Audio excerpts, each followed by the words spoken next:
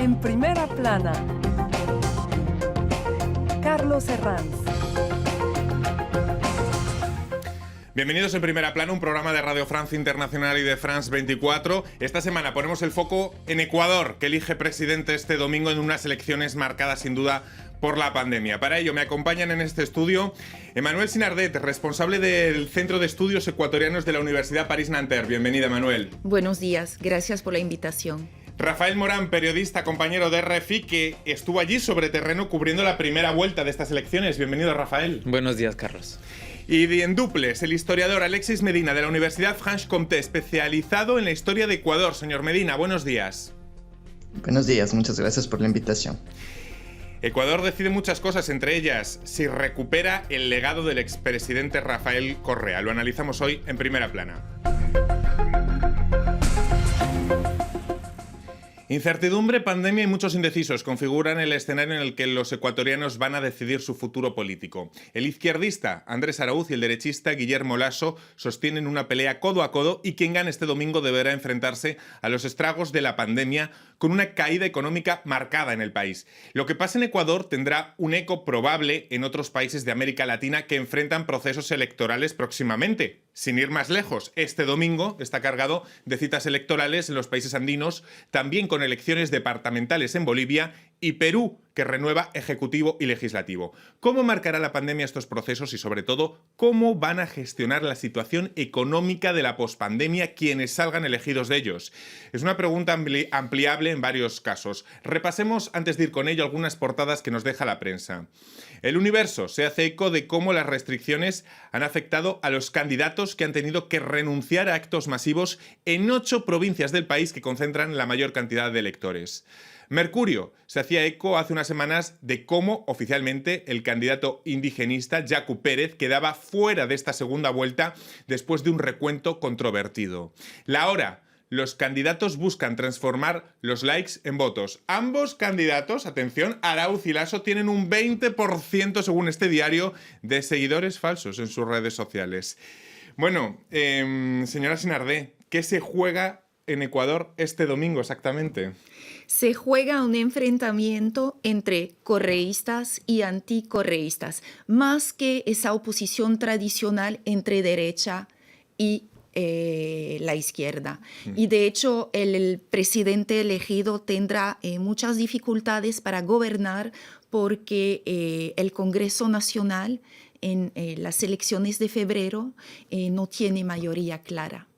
Luego vamos a volver sobre esa figura de Rafael Correa, que sin duda planea en la atmósfera de estas elecciones. Pero mi compañero Rafael Morán estuvo cubriendo para RFI la primera vuelta sobre terreno de estas elecciones. Rafael, ¿qué aspectos le llamaron la atención sobre la realidad de Ecuador en estos momentos de elecciones? Sí, hay 3 cosas, Carlos. Primero, por supuesto, las consecuencias de la pandemia de coronavirus en una ciudad como Guayaquil. Los traumas, las consecuencias de la pandemia son visibles, palpables. Cada quien tiene un familiar que falleció de COVID o ha tenido COVID. 2, la preocupación por la situación socioeconómica, la caída del ingreso, el desempleo, los recortes draconianos en la función pública han dejado muchas consecuencias. Y 3, lo mencionaba Emmanuel, la polarización en torno al legado de Rafael Correa, que ha dejado pues una fuerte huella en la sociedad ecuatoriana. Señor Medina, varias encuestas han colocado por delante a Araúz desde el final de la primera vuelta, vencedor de una accidentada primera vuelta, pero la tendencia se ha ido recortando en los últimos días. ¿De qué puede depender el triunfo de Lasso o de Araúz? Bueno, en realidad puede depender de varias cosas. Es cierto que el contexto general es favorable a Arauz. Es decir, con una pandemia que ha asolado al país, tiene más eco un discurso sobre un Estado protector, capaz de ofrecer salud, capaz de vacunar, capaz de proteger a la población del golpe económico que representa la pandemia. Y en ese caso, en ese contexto, el proyecto neoliberal de Guillermo Lasso le cuesta más imponerse. Sin embargo, ahora en estos últimos días hay una disputa entre Lasso y Arauz para determinar quién es responsable del gobierno desastroso que ha sido el de Lenin Moreno. Entonces Lasso acusa a los correístas de haber puesto a Lenin Moreno en el poder, y los correístas acusan a Lasso de haber comprado luego el gobierno de Lenin Moreno y de haber Vamos a ver si mejoramos un poco la conexión con el señor Medina, que se corta por momentos. La campaña entre Araúz y Lasso ha estado marcada por ataques. Araúz incide en las propiedades e intereses del banquero Lasso en otros países. Lasso, por su parte, agita la sombra del expresidente Correa, que gobernó una década en Ecuador y fue condenado en ausencia 8 años por corrupción. Nosotros vamos a fortalecer, insisto, la dolarización, pero generando trabajo en el Ecuador, no en Panamá o en Miami, donde usted tiene sus dólares. Nosotros queremos impulsar el trabajo productivo en nuestra patria. Mira lo que dijo tu jefe, tu padre político. El presidente de la República no solo es jefe del Poder Ejecutivo, es jefe de todo el Estado ecuatoriano, demostrando claramente que esa es una frase dictatorial. ¿Qué opinas de eso, Rafael? Andrés, perdón. Vemos como señora Sinarde, como la figura de Correa planea, como decía antes. ¿En qué se diferencia Araúz, el delfín, del mentor, del padre, de Correa? Es muy interesante porque en la primera vuelta, y funcionó, Araúz realmente insistió en su conexión, hasta su filiación con su mentor. No la esconde, la proclama. No, en la primera vuelta, con hologramas incluso, sí, y afiches. Y este punto fuerte que le permitió llegar a la segunda vuelta, ahora es su punto flojo, es su debilidad, porque es fácil hoy en día para Lasso agitar esta sombra de Correa y amenazar a una posibilidad de transformar, si gana el correísmo, al Ecuador en una nueva Venezuela. Es decir, ahora hay una especie de... Se ve más claramente ese plebiscito sobre el correísmo, sí, en una segunda vuelta con ello o contra ello. Se ve claramente, e incluso intentó marcar distancias en la segunda vuelta el candidato Araúz, sin realmente convencer. Quizá la pregunta a la que nos lleve esto es ¿por qué persiste el correísmo en Ecuador tanto tiempo después y tras una condena y una inhabilitación, Rafa? Por una razón muy sencilla, Carlos. Cuando uno entrevista a la gente en la calle, la gente modesta en Ecuador tiene una respuesta muy clara y muy sencilla. Con Araúz, con Rafael Correa, perdón, yo también hago el traspié, me trabo la lengua. En la época de Rafael Correa les iba bien económicamente, eran los años de bonanza económica, de los precios altos del petróleo, y había también una fuerte política de inversiones públicas. Ha pasado todo lo contrario con el mandato de Lenín Moreno, que ha recortado masivamente los recursos públicos, la administración pública, y el país está sufriendo una crisis muy fuerte por la caída de los precios de las materias primas. Entonces hay este recuerdo de una edad un poco dorada, al menos dinámica de la economía, en la que mucha gente salió también de la pobreza, lo cual fue todo lo contrario en los últimos años. Más de 3 millones de ecuatorianos cayeron en una situación de pobreza profunda. No sé si el señor Medina también ve esta especie de elección plebiscitaria sobre la figura de Rafael Correa. Sí, la verdad es que en un principio parecía que con la primera vuelta había una voluntad del electorado de superar el clivaje correísmo y anticorreísmo, que es lo que explica el buen resultado de otras candidaturas que quedaron en tercer y en cuarto lugar. Pero la configuración de la segunda vuelta reactiva esta dicotomía correísmo-anticorreísmo. El líder indígena Yacu Pérez denunció fraude al quedar marginado del balotaje por unas décimas. Claro, ahora nos preguntamos, ese porcentaje, ese 20%, ¿a dónde irá? Manuel, la posición ¿qué puede definir? Difícilmente la posición de la CONAIE y de Pachacutic es abogar por el voto nulo, que presentan incluso como un voto útil ideológico. Señalemos que Pachacutic es el brazo político del mayor movimiento indígena de Ecuador, que ahora mismo es segunda fuerza política, exacto, si no me equivoco, en el Parlamento, ¿no? Exacto. Y es más... se acaba de crear en el Parlamento un bloque entre Pachacutic y la izquierda democrática, y llegan a ser la primera fuerza en el Parlamento. Entonces, este voto nulo hace difícil cualquier pronóstico.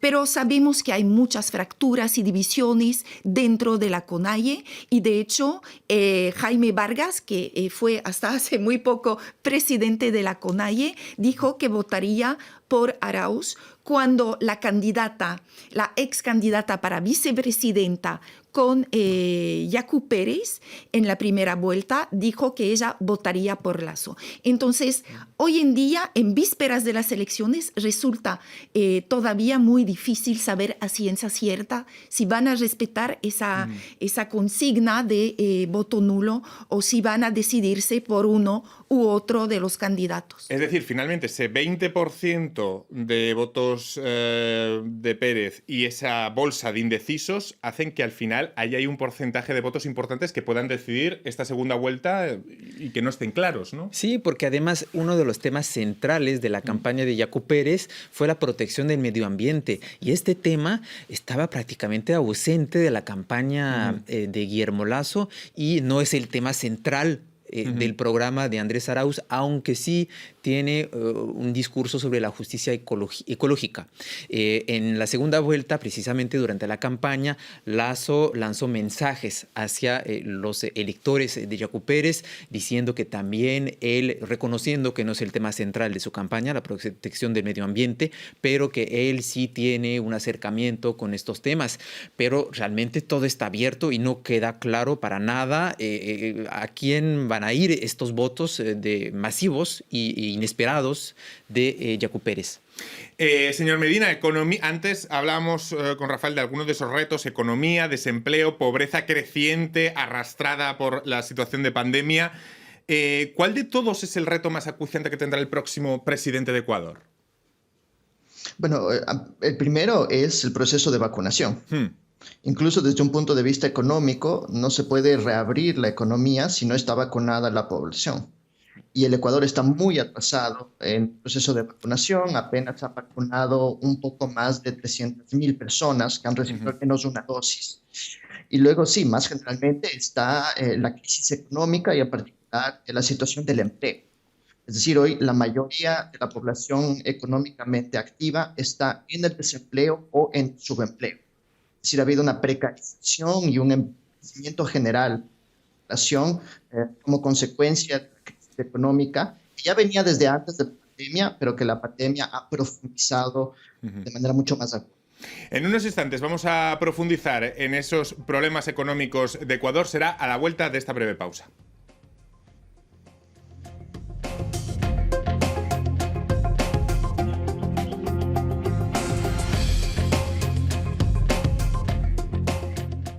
RFI, kalo dongili sugantilenw. Antoine Bataille.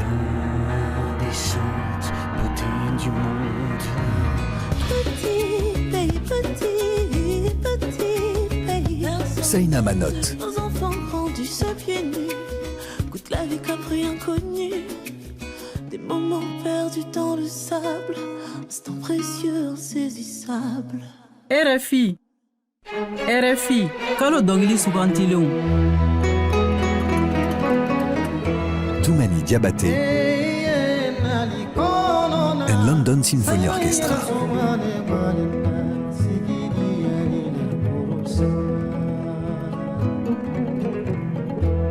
Le trottoir d'en face. Pour sortir du blizzard, nous sortir du Mordor, porter nos deux guitares, seras-tu assez fort? RFI. Continuamos en Primera Plana esta semana con el foco en las elecciones de Ecuador como ejemplo de lo que puede ir pasando en otros países de la región. Con Emmanuel Sinarder, responsable del Centro de Estudios Ecuatorianos de la Universidad París-Nanterre, mi compañero Rafael Morán, que estuvo cubriendo la primera vuelta de las elecciones allí sobre terreno, y en duples el historiador Alexis Medina de la Universidad Franche-Comté. Emmanuel, el FMI pronosticaba una caída para la economía ecuatoriana que llegaba al 11%. ¿En qué se puede...? Bueno, la gestión va a ser tremenda para el próximo presidente de Ecuador, pero quizá la pregunta sea ¿en qué se va a diferenciar o en qué se podría diferenciar la gestión de la crisis, de la salida de la crisis de la pospandemia, si la hace Arauz o si la hace Lasso? Ahí sí tenemos una neta diferencia entre una propuesta de izquierda y una propuesta de una derecha más bien tradicional y clásica. Lasso se presenta como un liberal y quiere fomentar el crecimiento y el empleo en base a inversiones extranjeras, liberalización de la economía, quiere favorecer el emprendimiento y esto recuerda una serie de orientaciones de tipo neoliberal. A la inversa, Arauz insiste en un protagonismo del Estado en la economía, con un fortalecimiento del sector público como actor y motor del desarrollo. En eso sí, está recordando ciertas orientaciones, las obras públicas, las infraestructuras, que han sido una faceta del éxito visible del correísmo. El aumento de la pobreza acrecentada por la crisis que va a dejar la pandemia es sin duda un reto fundamental. Rafael, usted que estuvo sobre terreno, ¿cómo viste esta situación? Porque la informalidad afecta a casi la mitad de los empleos. Sí, es realmente notable. Primero porque hay un toque de queda, o sea, lo había y sigue siendo, incluso con medidas más estrictas con esta segunda ola que está viviendo el país, hospitales rebasados realmente, tanto públicos como privados. Entonces, esto hace que haya menos actividad incluso en la calle y mucho crecimiento de la informalidad. La gente obviamente que ha perdido su empleo, gente del sector público, una reducción drástica del turismo. El centro de Quito, por ejemplo, está completamente apagado de noche, un centro muy activo y tradicionalmente bastante turístico. Entonces sí, se nota realmente que la gente sufre y padece la crisis económica. Un tercio de la población está en el umbral de la pobreza y gana menos de $84 al mes. Señor Medina, cada campaña electoral activa la discusión clásica en Ecuador sobre los beneficios o problemas de la dolarización, de la economía dolarizada. ¿Es una garantía de estabilidad o es un lastre para el crecimiento? Bueno, en realidad cuando se adoptó la dolarización fue una decisión muy polémica. Pero hoy en día hay un consenso en torno a la dolarización.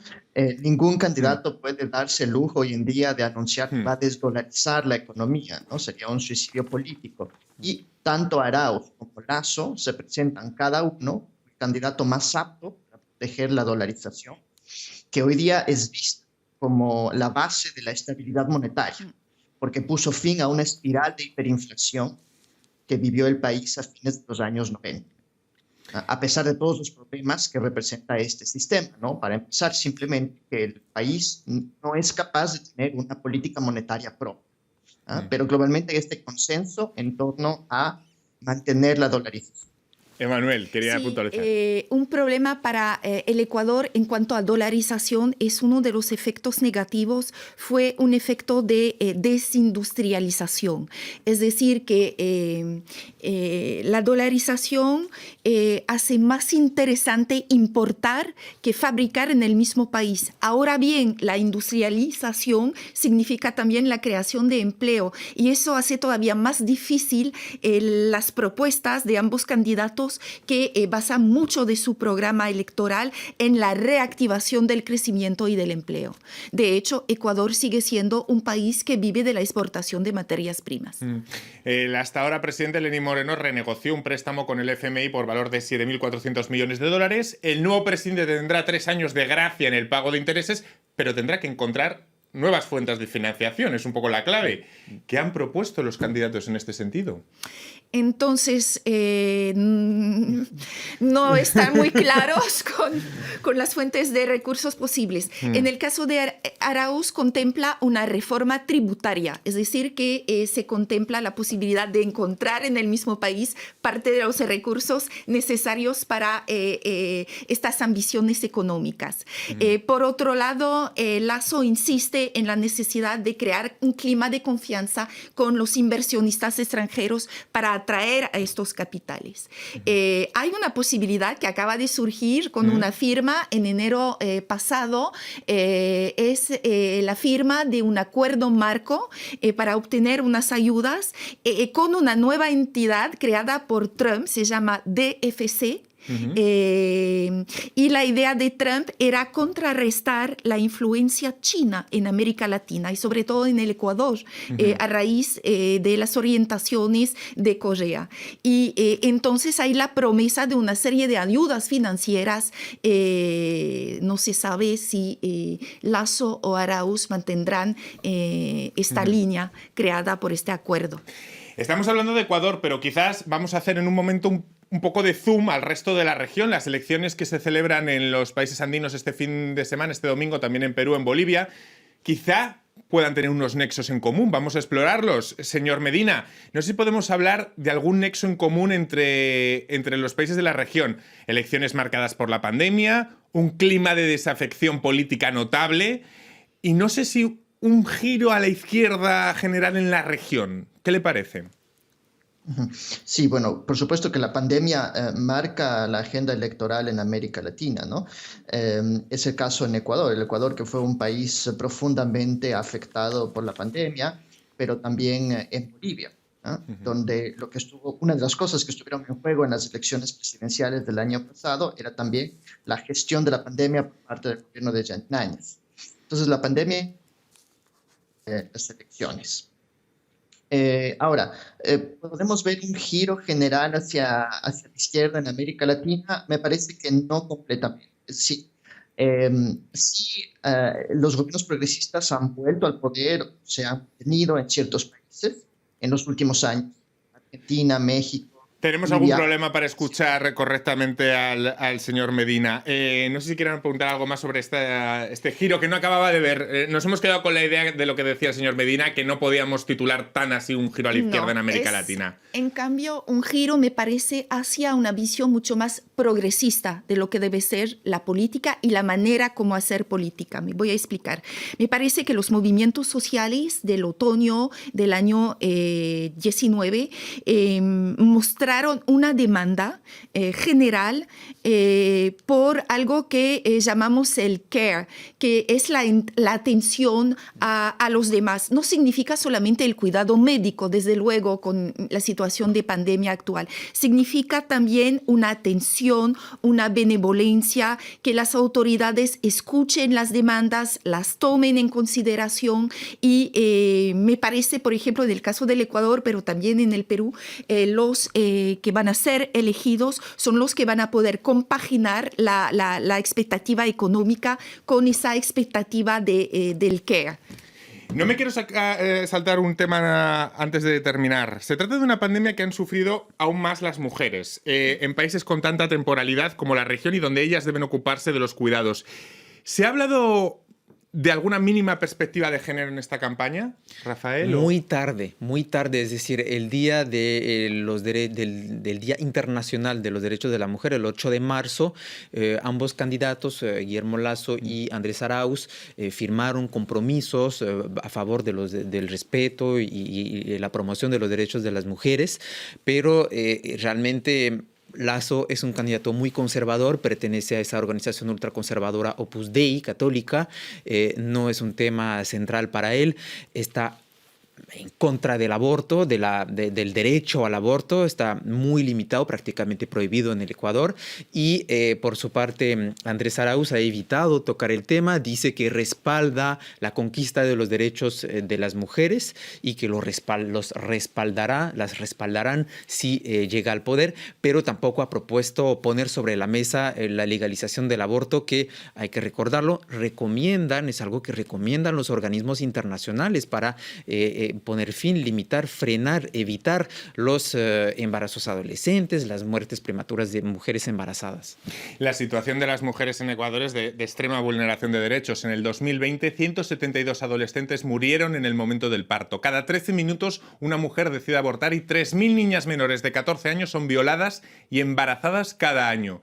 Ante esta realidad, los candidatos, ¿Qué respuesta dan, Emmanuel? Una respuesta, como dijiste, muy limitada. En realidad, incluso esa apertura a temas de género aparece efectivamente en marzo y dentro de lo que puede ser considerado como una estrategia electoral.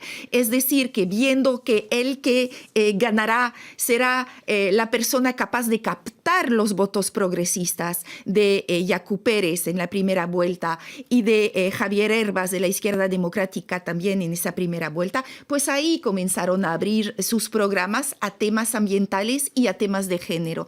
Pero, por ejemplo, no hay una visión clara.